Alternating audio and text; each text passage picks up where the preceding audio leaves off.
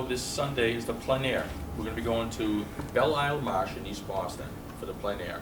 I already have like 4 or 5 people going. It's gonna be awesome. The only thing I'm gonna suggest is that you bring some rain gear, because there might be some sprinkles, okay? It'll miss us. That's all. It'll probably miss us, like it always has, Yeah. okay? But on the day that we don't bring our reindeer, you know what's gonna happen. Yeah. So, so Belle Isle Marsh, Elise couldn't be here tonight because she apologized, and she wishes everybody to have fun tonight. She just had to take care of her mother with some stuff that she had to take care of. We have, what else we have coming up, Mary? We have our exhibition be coming up soon. November. Yep, so I want everybody to start painting, okay, and start getting some stuff coming up. And Ricky, anything that we can think about? No? No? Okay, any questions? I'm gonna turn you over to Dianne now. Everybody knows Dianne Panarelli Miller. She's a fantastic artist. I'm just gonna make sure my hair's in my place, okay? Yeah. All right, today I'm working on cloth and linen, and what's happened here is, because I came last night by mistake, Oh. this was in my car and it got bubbles in it, so I wet the background. So sometimes if you get a bump Yeah. in your canvas, Yeah. so when this dries, these will be gone. Mhm. So just to let you know that I would never paint on Yeah. that myself. So this is cloth and linen, this is a medium texture. This is a 55K light. This is what Richard Schmid uses to paint his models. Although there's a new light that's out that's much smaller, more compact, and then you can adjust the lighting, the dimming and the cool to the warm too. So that's the next light that I'm going to invest in. So what I'm going to do is have you sit down. Just be careful because that's getting worn, so don't just flop in there. I'm really Do what I right on the did time just of the now. day, just goes right through Yeah. that. All right, so what I'm going to try to do is set up the light so it's not half and light, half in shadow. I want a little bit of light, a little more light on there. Can So you sit no, angles? you're just fine. So what I want you to do is I want you to look, don't look at me, but kind of look that way over there. That's beautiful, just like that, actually. My blood, Brian's sitting right there. Yes, this hair, my bad. Here. So generally, when I do a portrait, I use the Zorn portrait, the Zorn colors, which are ivory black, yellow ochre, cad red medium, and cad red medium, yellow ochre, ivory black, and white, with a little bit of cerulean. But I didn't bring my black, so I'm going to use a full palette, which is what I use for landscape painting. So this is a very warm light, cool light, which is what you see in north light when the sun is coming and it's not going to hit him. So it's very cool, warm light, cool light. So what I'm going to do in this case here is I have a warm and cool color of each of the colors on the color wheel. So what color do you see the most of when you look at him?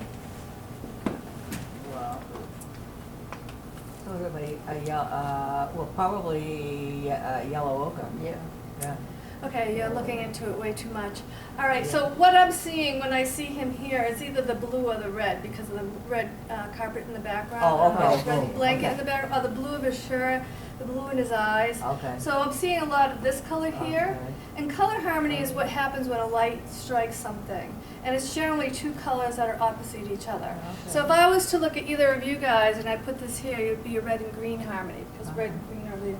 But because I see this blue here, I'm going to keep it to a blue and orange. So if I see blue in the shadows, I'm going to take my cool blue. If I see blue in the light, I'm going to use my warm blue.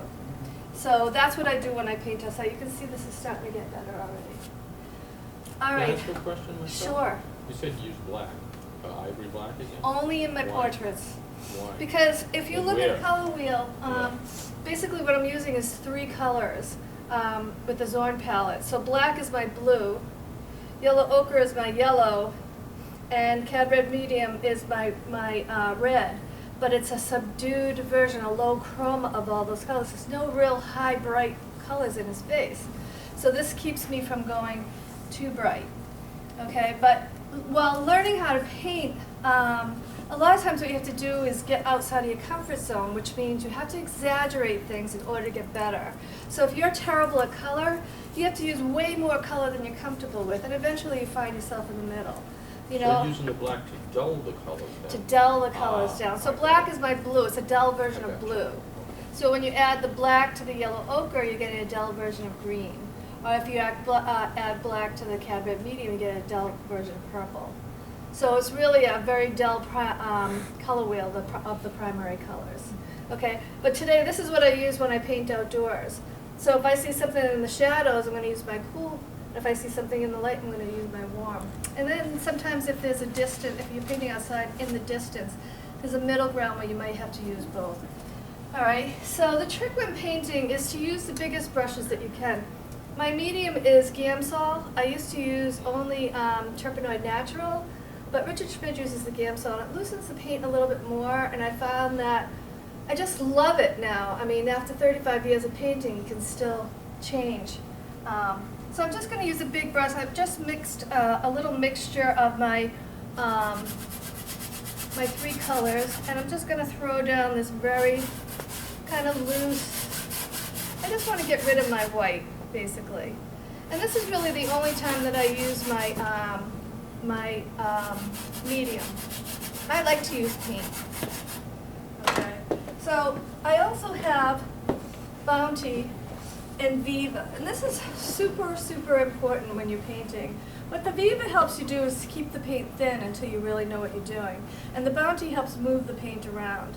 So once I have this covered, once I have my painting in, then I use the Viva and I put it over the whole thing and sop up a lot of the paint to keep it very thin. And then once I'm pretty sure of what I'm doing, then I'll go in and use the Bounty, and it moves the paint around, gives me soft edges, it gives me some textures that the viewer can't understand how I got to. All right, so a lot of times when I paint, especially when I paint for myself, I like to try kind of different things. So right now the paint is too thin, it's too watery. So I'm going to just take a little off. If I tried to do that with my Beaver, it would leave some of the pieces behind. So that's why it's important to use Bounty. And don't get the cheap stuff, because the cheap stuff is crackly. You need to use the Bounty. It really works better. So I'm just going to, you know, a lot of times what I do when I tone my canvas, I'll just use my paper towel to do that. Because I know a lot of us hate to clean our brushes. So another thing I can do with the Bounty is I can pull away. So basically what I'm going to do is pull away some of this light in here. And again, I keep using a clean paper towel to do this. I'm squinting like my life depended on it. When you paint a portrait, you should always try to keep it life-size or smaller. Anything bigger than life-size, my teachers would call gorilla-like. It's just not natural looking.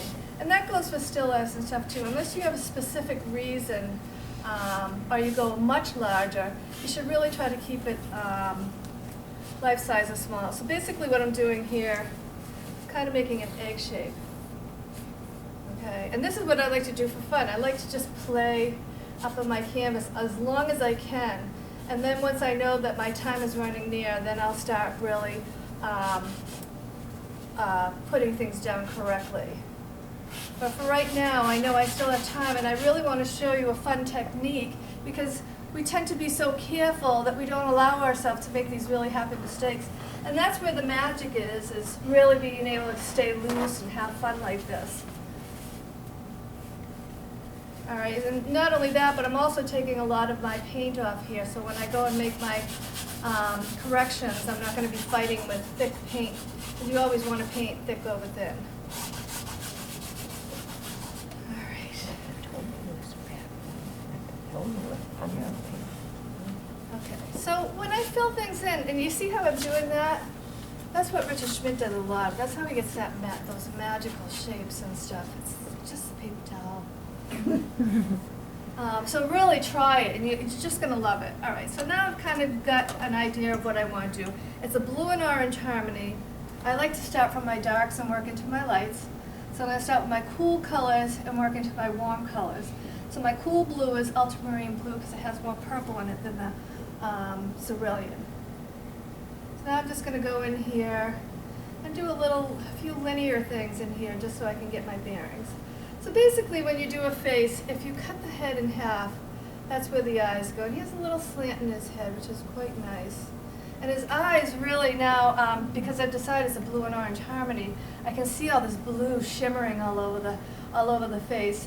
And when you have a lot of one color, you want to find the opposite color. So I'm going to try to find some oranges in the shirt and some blues in the skin colors here. Okay, so what I'm doing here is I'm just kind of throwing the eyes in there about halfway. If I cut it in half again, that's where the bottom of the nose goes, and if I cut it in half again, that's where his bottom lip is going to fall in. Now, if his eye is this big, I need the same space in between his nose here, and then this eye is another eye, so basically there's 5 eyes across the head. So you can measure 1, 2, 3, 1, 2. So right now, his eye comes right to the edge of his head over here. So I have 3 eyes here, I'm going to add 2 more over here, so that's the back of his head. Does that make sense to you? Okay. So now what I'm going to do is I can bring a line straight down from his tear duct, and his nose shouldn't be any wider than that. And the very bottom of his nose is going to be here, so his whole nose has to fit in within there. Okay. Now, in a lot of cases, people's eyebrows do this. It's like the front of the eye meets the back of the front of the eyebrow meets the back. So it almost makes like this X. You can really see it on me much better than him, but in his case it does too. So I almost see this kind of X thing going on here. So it's just a good way to kind of map things in nonchalantly, let's say, and know that you're not going to be that far off. Okay, so this is the middle of his eye. So his eyes are going to come down a little lower than that. Now this color blue that I have is a little bit too bright. So I'm going to dull it with my cool orange, which is alizarin crimson and lemon yellow. If you go on my website, which is part of those brochures that I passed out, and there's more over there if you didn't get one. Hey, come here, you. I was hoping you'd come. Yay! Sue used to work at the Guild in Boston. Wow, yay! So I'm just going to dull it down with a little bit of, so if you want to dull something, brown and gray are neutral colors. So by adding more of the cooler of the two, you're going to get gray, and if you add more of the warmer, you're going to get brown. So I just want to dull it down because there's really no bright anything in the face here. All right, so I'm just kind of mapping the eyes in here. I love like painting like a goofball at the beginning because I like to just pull it all together, just kind of for that wow factor. All right, so the eyes are doing this. I see this going in the back of his eye here, and this going to here. So you see his eyebrows doing this, and then at the plane of the head, it kind of turns and breaks and goes in the other direction. And in his case, you can't really see it so much. Okay, so this is the bottom of the nose, so the nostril comes higher than that. So one way I like to measure is at the top of the cheek and at the top of the wing of the nose. It almost makes like a parallel line, and it's always generally that size there.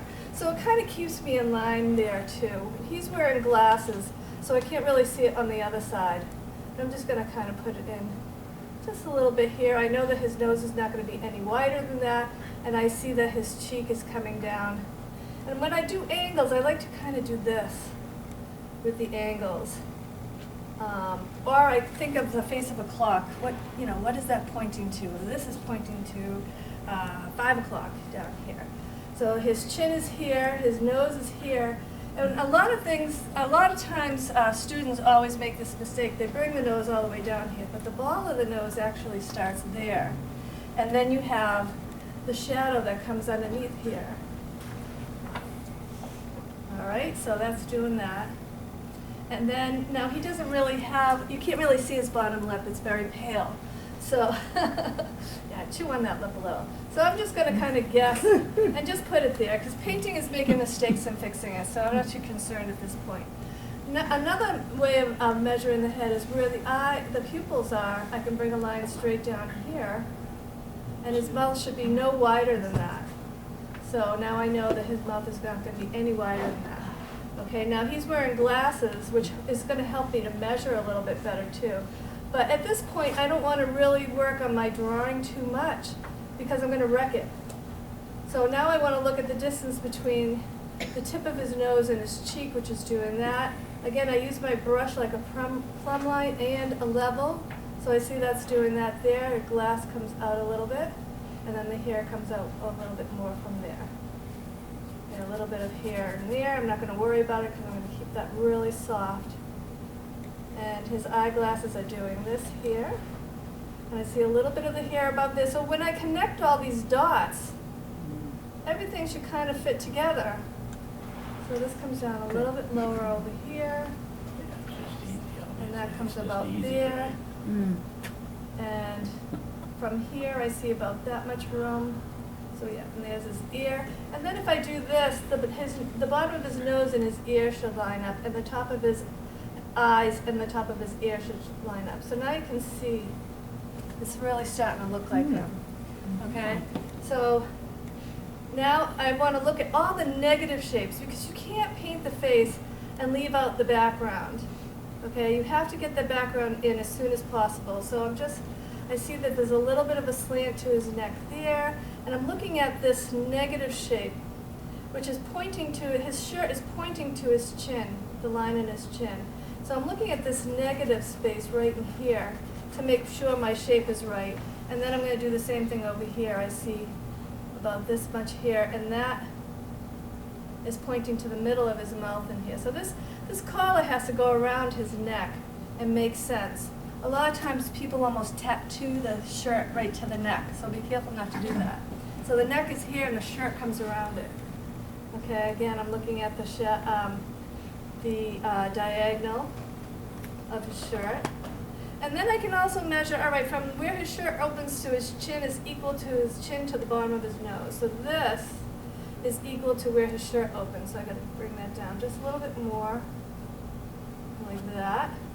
And then looking at his shoulders.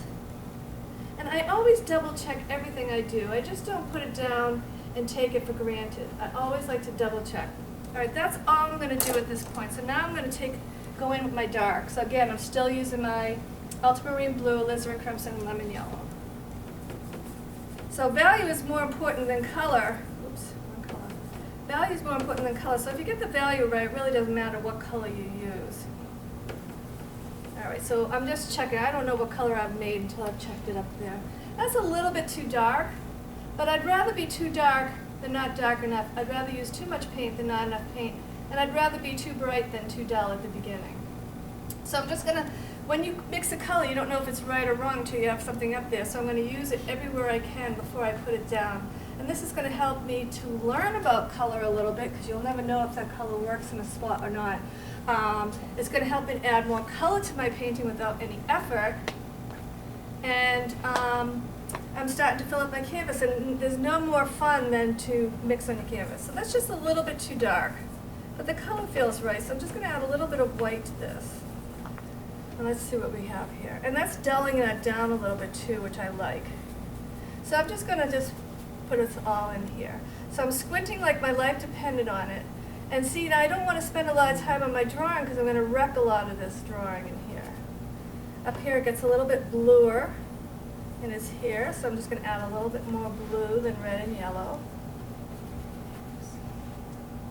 And I love the blue that's shimmering in his eyes in here. This beautiful blue color, just shimmering everywhere. And again, the value is the same, so it doesn't matter what color I use. So I'm just going to go for it.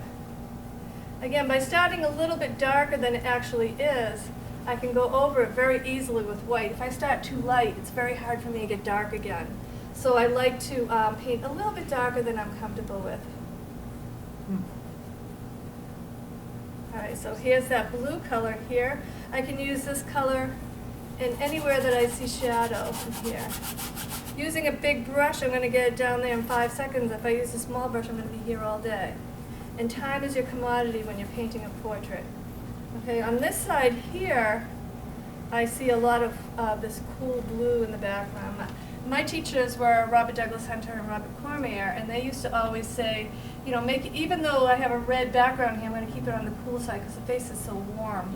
It gives you a little bit of contrast in there. So I love this in here. Again, my goal is to fill the canvas in the first half hour. So I'm not really concerned at this point of making this perfect at this point. I just want to fill my canvas. All right, so now I'm just going to take a little bit more of my alizarin crimson and ultramarine blue, a little less yellow this time. And I want to get these dark reds that are in here. So I've only used 3 colors so far, but look at the range that I've gotten with them. So these are all my cool colors. So when I start putting in areas that are in the light, they're going to feel really, really warm compared to these cool colors. So I'm creating an illusion at this point here. So I have this color in my brush, so before I put it down, where can I put it? And the lips are something that you want to keep soft. So again, I'm just adding a little bit more paint, knowing that I'm going to go back there and repair it. I want to put things down so I can blend in my palette. That's so much more fun than trying to make everything perfect. All right, so now I have all my warm colors. I mean my cool colors. Now I'm going to go into my warm colors. So I'm going to take my Cad Red Medium, and all these colors are on my website. So if you go to my class schedules and look at the bottom where my supply list is, I only use Winsor Newton and Rembrandt, and right now the Rembrandts have gone through the roof, so I only use Winsor Newton. They're good quality, cheap paint. There's other good paints out there, but I go for the cheapest. So this is as bright as I can get here. So I like to exaggerate my color so I can begin to see it. So that's really bright. Do you see any of that anywhere? Not really. But this is going to be very easy. So again, I like to start too bright and dull. It's easier to dull it down than to brighten it up. So Everybody keeps telling me I'm not that bright. yeah, you're not. Not that bright, chroma-wise. See, I can't say anything. You know how hard. I know. I've been wanting to say that. You're doing a good job, All Charlie. right, so that's too bright. So how do you dull it down? You add its complementary color into it, which is, in this case, cerulean blue. Cerulean blue is wonderful for the portrait because it's such a weak color that it doesn't really get rid of that chroma too much. You can see how it's turning brown a little bit. So now I just got to get that right value. Now this is my warm color, so I don't want it anywhere in my cool areas. So that's just a little bit too dark in there. Actually, the color I have down here is pretty close. Sargent likes to add a lot of yellow to the top of the head, a lot of pink to the middle of the head, and a lot of blue here because the pink is, the middle of the face is very fleshy and bulbous, and you can see through a lot. So there's a lot of blood flowing that you see there. The forehead is very hard, and you don't see that blood, so it's kind of more yellow. And then as the light recesses, you see a lot more of that blue in there. So I'm looking at the color that I chose here, and I say, all right, that's on the pink side. I'm going to begin in his cheeks. As long as my value is right, I should be okay. So when I start a portrait, I like to think in 3 values: my dark, my medium, and my light. So right now, this is as light as I can go. I already have my dark and my medium in there. So I'm just going to go in here and just try to get in 3 values right now. And at the same time, I'm going to try to repair my painting a little bit and blending while I'm at it. Sargent likes to use 5 values in his painting, 3 in the light and 2 in the shadow. The highlight, the light, and then the light on the dark side of the face. So those are the 3 values of light, and then you have the dark and the shadow color in there. Okay, so you can use any colors in there that you like, but you want to end up with basically 3 shadows. So you can see what I'm going to do is soften. As I repair, I try to soften because there's no hard lines in nature. His glasses might be the hardest thing in his face because they're man-made, but there's really no hard lines in nature. So I'm just going down, and by adding too much paint, I can see how nice that looks in there? John Sandon would do that. He'd put the face in there, the mouth in there really tight, and then he'd go in there and just wipe it away. So that's a little bit better in there. I'm just trying to get the value down there because I'm going to go and wreck the whole thing in a minute. Because that's fun, you know. Why not have fun? So now I'm just going to. Now I like to have brushes like I have like a coloring crayons. So I'm just going to go a little bit lighter and more cerulean blue in his hair. Yeah, that's almost perfect. So that way I don't have to keep reblending that color over and over.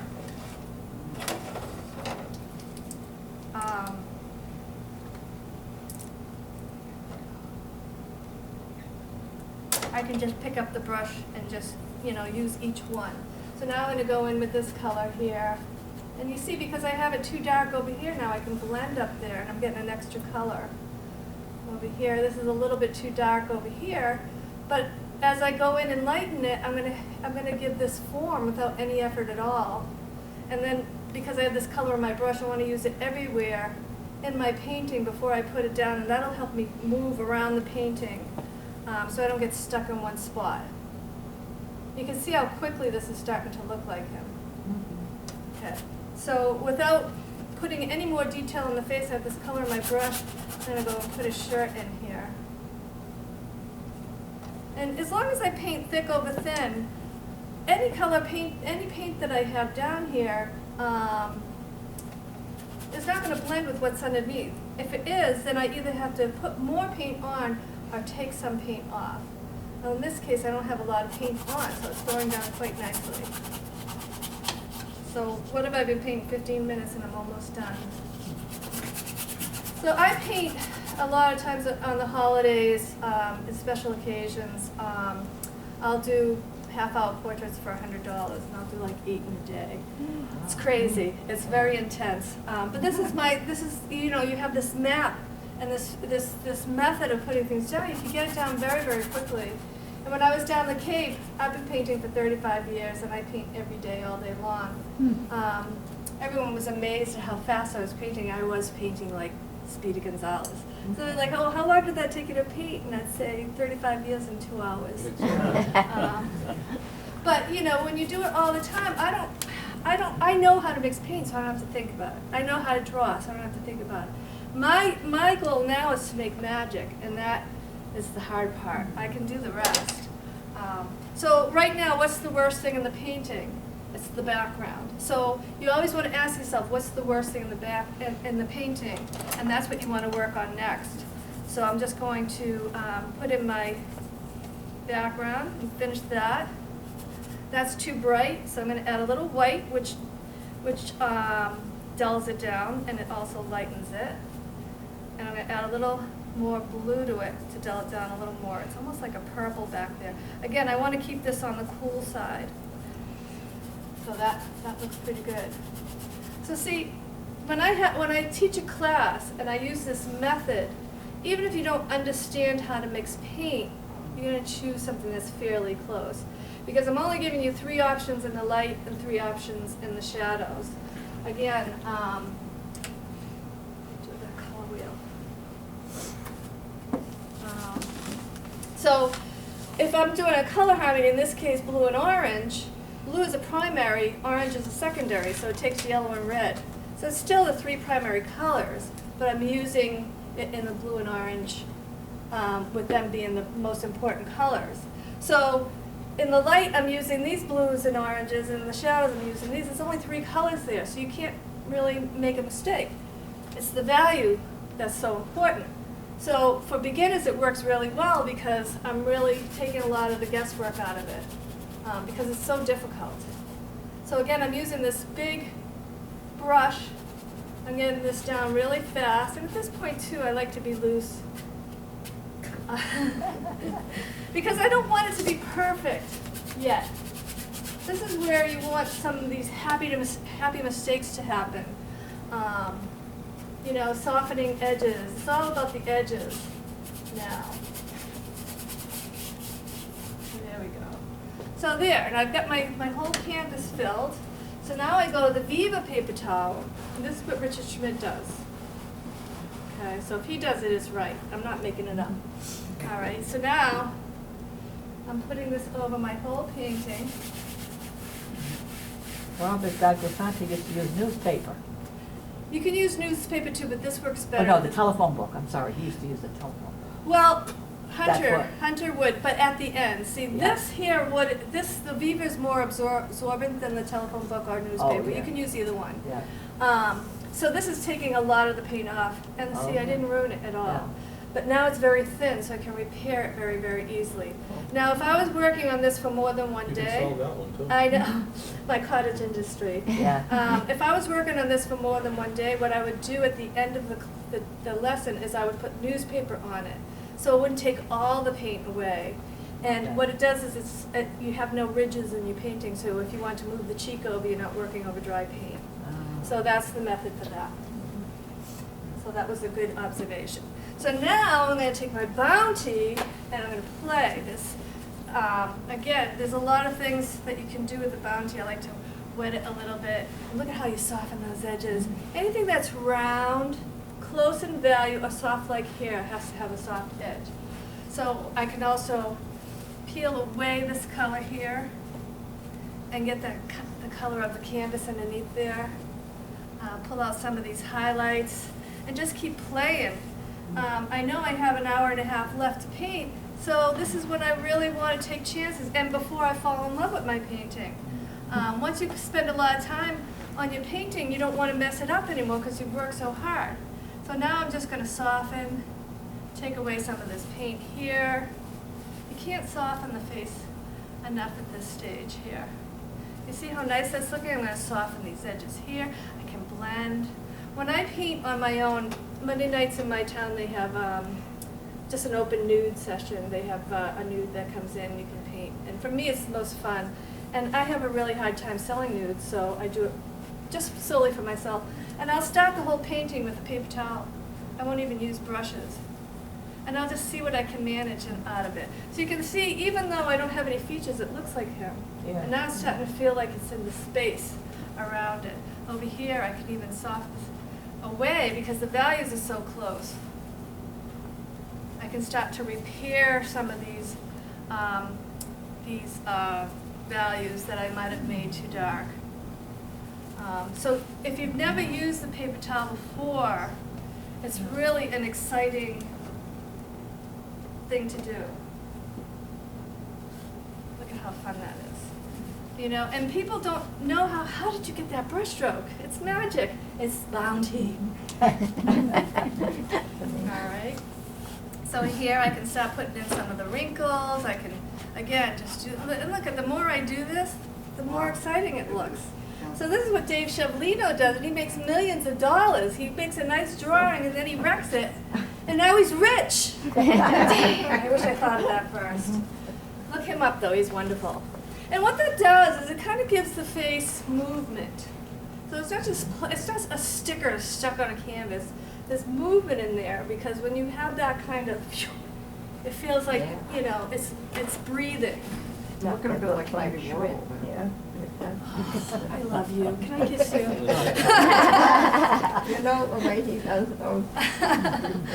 Well, it's funny. One of my friends, my very good, dear friends, is Carol Arnold, and she's a wonderful artist, and she paints with the Putney Painters, and she invited me into their private group twice, and in those 2 times I've learned more than I have almost in my entire lifetime. Of course, I was ready for it at that point in my life, but she's just a wonderful, wonderful artist. I use his book like a Bible. I just love it.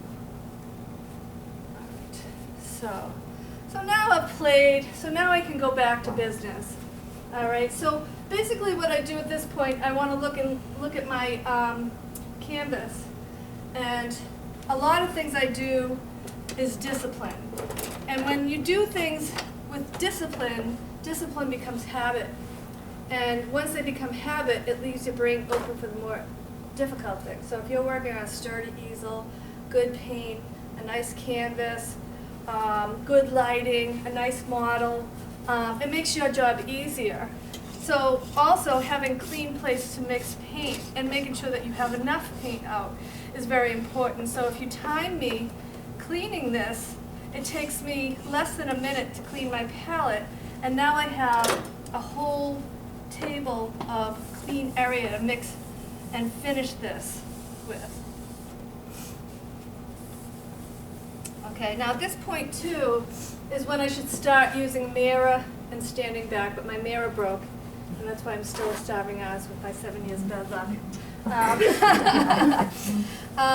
So it's really important that you stand back and look back and forth, because when you're standing here and looking at your painting, you're seeing the pieces.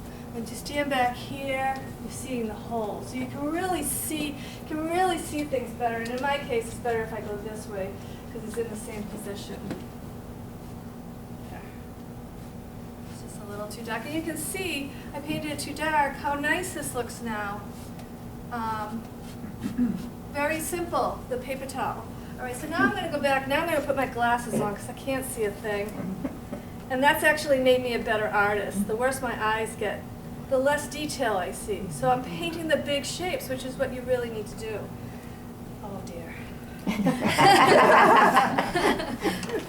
So I'm gonna start and I think you should have a big mouth. All those raise their hands. I've been doing this a long time. All right, so when I begin my painting, I start the same process. So generally what I ask myself is, what's the worst thing in the painting? And right now it's all the same level of worstness. So what I do is I start from my darks and work into my lights. This time I'm going to pull it together a little bit more. And then I keep doing that. I start from my darks. And eventually it's going to start to look like him. So right here I see, just going to soften here. Look how real pretty this is starting to look now too. I'm just going to pull a little more of my blue out here. Now I'm taking a trip to Spain in May. So if anyone's interested, we went to Cinque Terre in last May, and it was so much fun. I never laughed so hard in my life. And I lost weight too, eating all that Italian food, because you have to climb and up and down. It's crazy. So this year we're going to Barcelona, and you can paint as much or as little as you want. And then we're going to end up in the Catacaves where Salvador Dali spent the last 20 years of his life. So that's in May. So if you go on my website, you'll see all this stuff. Or you can join my newsletter, and then you'll get all that stuff too. All right, so now I'm just going to go around and try to repair slowly. So I'm starting with my darks. I want to fix up some of these darks in here. Another thing is, if you run out of paint, don't be, just put it out there. This is worth 2 glasses of wine at your favorite restaurant. We never count that, right? Just do it. A lot of painting, painting is hard in every way. You're on your feet for 3 hours. A lot of times, you're in the heat or the cold. There's people bothering. There's bugs eating you. It's hard. In the winter, it's cold, and you have to put your boots on and all that stuff, and you'll talk yourself out of it every single time. So a lot of what you have to do in art, you just have to do it. You can't think about it, just do it. So if it's cold out, just put your boots on and go outside, and then you're always, always, always rewarded for it. So see, now I'm starting to go into a little bit more detail. It's almost like looking at yourself in the mirror after a shower, and the fog's there, and then the fog slowly dissipates. That's how you kind of want to see this in here. So I'm just taking this color on my brush, and I'm using it everywhere before I go the next place. And this is really going to help me stay in line. Again, I'm using my map to make sure that everything's in the right place as well. And I want to keep this soft for as long as possible. Okay, now variety is the spice of life in painting. So you want to have some areas that are thick and some areas that are thin. So because the light is hitting this, you don't want the light to hit the thick areas if they're dark, because it's going to make them feel a little bit darker than they actually are. So you want your lights to be thick and your dark to be thin and transparent, so you have variety in texture as well. So I don't really see his eyes so much, I just see this blue, this really pretty blue shimmering in there. So that's what I'm trying to get here. Again, I'm a little bit darker than I want to be, but I know that when I go into the lights, I'm going to have the option of blending it all.